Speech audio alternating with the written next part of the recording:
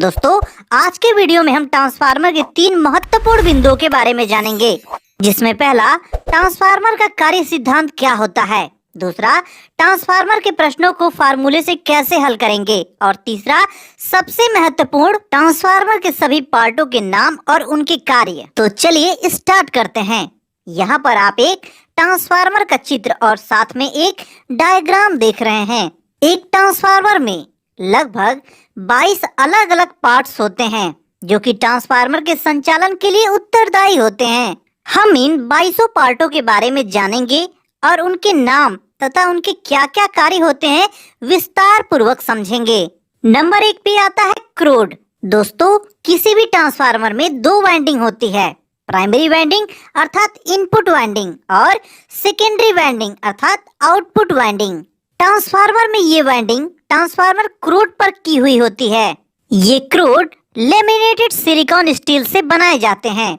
Crude के द्वारा किसी ट्रांसफार्मर के प्राइमरी वाइंडिंग तथा सेकेंडरी वाइंडिंग के बीच चुंबकीय मार्ग स्थापित होता है। Number 2, oil.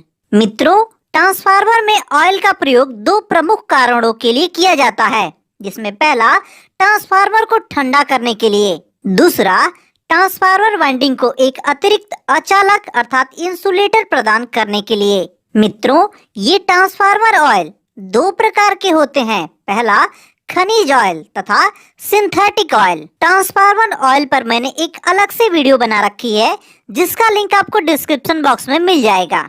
Number 3, conservator. दोस्तों, कंजर्वेटर एक छोटा सा ऑयल टैंक होता है, जो मुख्य ऑयल टैंक अर्थात ट्रांसफार्मर की बॉडी के ऊपर स्थापित होता है। कंजर्वेटर में इसके आधे स्तर तक ही ट्रांसफार्मर ऑयल भरा होता है और बाकी के आधे हिस्से में वायु भरी होती है। कंजर्वेटर के मुख्य 2 कार्य होते हैं। पहला, ट्रांसफार्मर टैंक में तेल के स्तर को बनाए रखना होता है और दूसरा, जब ट्रांसफार्मर की वाइंडिंग में ऊष्मा पैदा होने लगती है तो ट्रांसफार्मर में प्रयुक्त तेल का तापमान भी बढ़ जाता है और तापमान के बढ़ने से इसका आयतन भी बढ़ जाता है।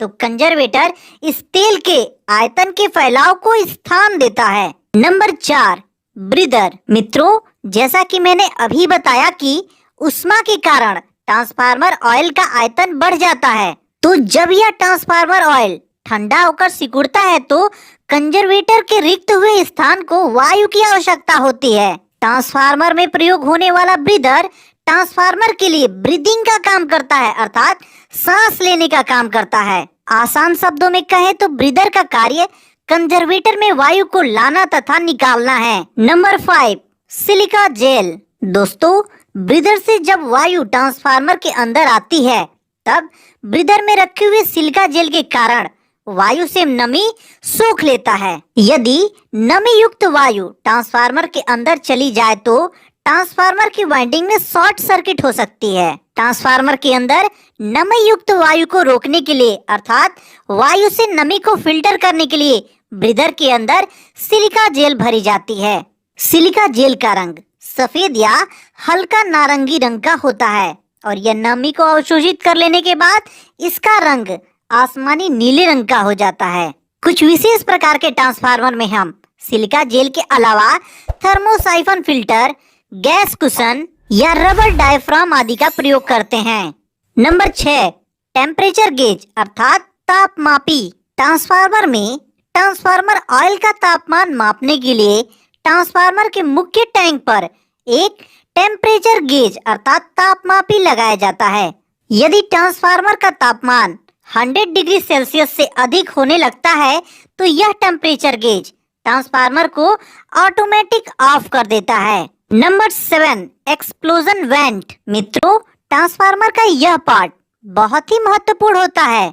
जैसा कि मैंने आपको पहले ही बता दिया है कि अधिक ऊष्मा के कारण ट्रांसफार्मर ऑयल का आयतन बढ़ जाता है। यदि किसी दोष अर्थात खराबी के कारण ट्रांसफार्मर ऑयल का दबाव बहुत अधिक बढ़ जाता है, तो ऐसी स्थिति में ट्रांसफार्मर के मुख्य टैंक और कंजर्वेटर की सुरक्षा के लिए एक्सप्लोजन वेंट ट्रांसफार्मर में लगाए जाते हैं।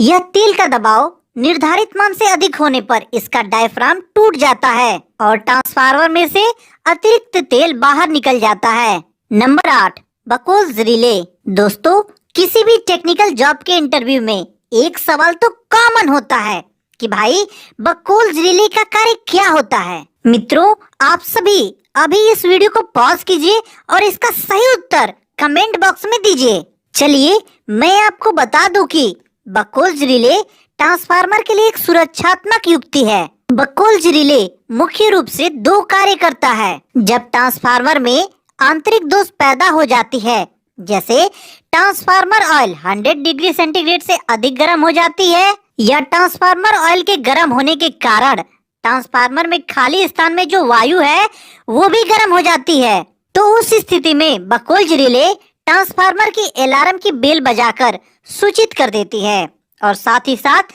यह एक सर्किट ब्रेकर की भांति ट्रांसफार्मर को मेन सप्लाई से विसंयोजित कर देती है। Number 9, tapping switch. दोस्तों, ट्रांसफार्मर में टैपिंग स्विच का बहुत बड़ा योगदान होता है। जैसा कि मैंने पहले ही आपको बता दिया है कि ट्रांसफार्मर में दो वाइंडिंग होती है, प्राइमरी वाइंडिंग जो कि इनपुट वाइंडिंग होती है और दूसरा सेकेंडरी वाइंडिंग जो कि आउटपुट वाइंडिंग होती है। तो यहाँ पर टैपिंग स्विच ट्रांसफार्मर के आउटपुट वोल्टेज को नियत मान बनाए रखने के लिए प्रयोग किया जाता है। यदि आसान शब्दों में कहा जाए तो ट्रांसफार्मर के सेकेंडरी वाइंडिंग से टैपिंग करके वाइंडिंग वायर को इस टैपिंग स्विच से कनेक्ट किया जाता है।